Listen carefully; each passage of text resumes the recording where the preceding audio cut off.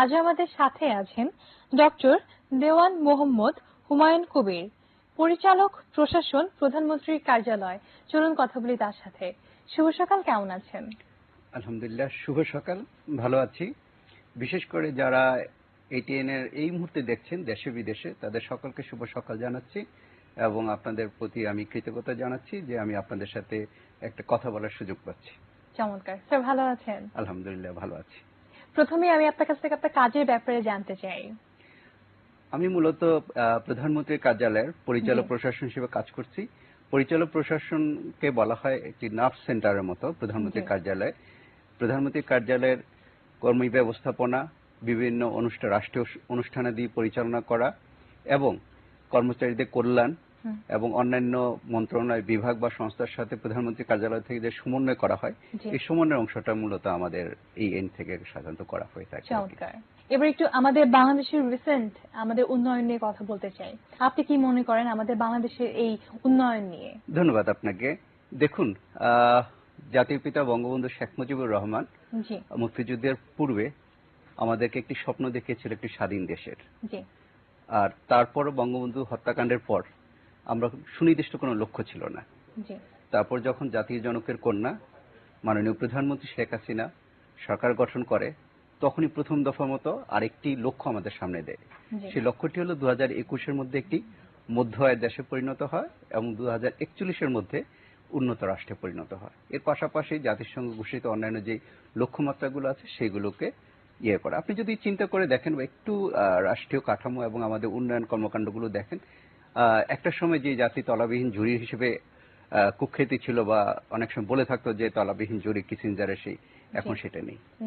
এখন সেই ক্ষেত্রে দেখেন আমাদের দারিদ্র্য সীমা এখন অনেকটাই কমে 12% নিচে নেমে আসছে, যেটা কিছুদিন আগে যেটা এই সরকার গঠন করার আগে প্রায় 30 ভাগের উপরে ছিল, এটা এখন 12 ভাগে নেমে এসছে। কিন্তু এখনো যে দারিদ্র মুক্ত হয়েছে তা নয়, কিন্তু এখনো চ্যালেঞ্জ আছে, সেটা আমরা করতে চাই। এর পাশাপাশি যদি দেখেন যে সুশাসন প্রতিষ্ঠা করার জন্য ডিজিটাইজেশনের প্রয়োজন আর কি। সেই ডিজিটাইজেশন একটা এই সরকার যখন সরকার গঠন করে তখন সর্বক্ষেত্রে যাতে মানে সুশাসন প্রতিষ্ঠা করা যায় এবং পাশাপাশি হলো জনগণের নাগরিক যে সেবাগুলো আছে রাষ্ট্র কর্তৃক প্রদত্ত, এই সেবাগুলো যাতে ঘরে বসেই পেতে পারে, সেই জন্য কিন্তু অনেকগুলো কর্মকাণ্ড হাতে নিয়েছে। যার ফলে তারা এখন আপনি চাইলেই যে কোনো একটা ফর্ম ঘরে বসে ক্লিক করে পেতে পারেন। আপনি বিল পরিশোধ করবেন, আপনি পরিশোধ করতে পারেন। আপনি যদি মনে করেন আপনি সেই দূর দূরান্তে আপনার কোনো আত্মীয় আছে, সেই দেশে হোক বিদেশে হোক, আপনি এমনকি বিনা পয়সায় কথা বলতে পারেন মোবাইলে। সুতরাং এই সেবাগুলো কিন্তু রাষ্ট্র তৈরি করে দিয়েছে এবং ডিজিটাল বাংলাদেশ। এবার একটু আমাদের A21 এই পরিকল্পনা নিয়ে কথা বলতে চাই। ডিজিটাল বাংলাদেশ একটি স্লোগান ছিল, একটি লক্ষ্যমাত্রা ছিল, একটি বিনির্দেশ ছিল। তো সেই ডিজিটাল বাংলাদেশটা কিভাবে হবে, তার তো একটা বাস্তবায়ন বা প্রক্রিয়া করতে হবে। এই কাজটি করেছে এটুয়ের হাত ধরে, যেটি প্রধানমন্ত্রী কার্যালয় থেকে বাস্তবায়িত একটি প্রকল্প হিসেবে বাস্তবায়িত হচ্ছে। এখানে ইউএনডিপির পাশাপাশি কিছু মানে আমাদের আন্তর্জাতিক সাহায্যকারী সংস্থা সহায়তা করছে, কিন্তু মূল অংশটাই সরকার রাজস্ব ফান্ড থেকে পরিচালিত হচ্ছে।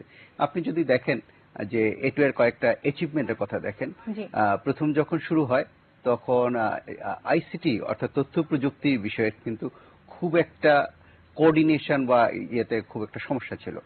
তখন প্রধানমন্ত্রীর কার্যালয় চিন্তা করলো যদি এটুয়ের বা একটা কর্মসূচি চালানো যায়, যেমন সেক্ষেত্রে সমন্বয় সহজ হবে। এবং আপনি চিন্তা করতে বিশ্বের সবচেয়ে বড় ওয়েব পোর্টাল, যেটাকে আমরা বলছি যে জাতীয় তথ্য বাতায়ন, এই জাতীয় তথ্য বাতায়ন প্রায় 25,000 সরকারি প্রতিষ্ঠানের ওয়েব পোর্টাল রয়েছে এবং এটার জন্য কিন্তু ওএসিসি অ্যাওয়ার্ড পেয়েছে 2014 সালে। আরেকটা ব্যাপারে কথা বলতে চাচ্ছি, আমাদের যে আশ্রয়ের স্থান উন্নয়ন এবং সড়ক উন্নয়ন, এই ব্যাপারে একটু আপনার কাছ থেকে জানতে চাচ্ছি স্যার। প্রথমত আমাদের যদি বঙ্গবন্ধু যে জাতির পিতার যদি স্বপ্নগুলো আমরা দেখি, উনি বলেছেন যে একটা স্বাধীন দেশ দিবে এবং এই স্বাধীন দেশে কিন্তু সবাই কি থাকবে, অর্থনৈতিক মুক্তি অর্জন করবে। তো অর্থনৈতিক মুক্তি অর্জন করতে তার কি কি লাগবে, তার বেঁচে থাকার অধিকার লাগবে, তার খাওয়ার অধিকার লাগবে, অন্যের অধিকার, অন্ন থাকতে হবে, বস্ত্র থাকতে হবে, বাসস্থান থাকতে হবে। এই প্রত্যেকটা জিনিস অর্জন করতে হবে। শুধু একটা ভৌগোলিক স্বাধীনতা বা রাজনৈতিক স্বাধীনতা কিন্তু চূড়ান্ত নয়। আমি একজন মানুষ হিসেবে চেষ্টা করব যে আমি যাতে খেয়ে পরে ভদ্রস্থভাবে একটি জীবন যাপন করতে পারে।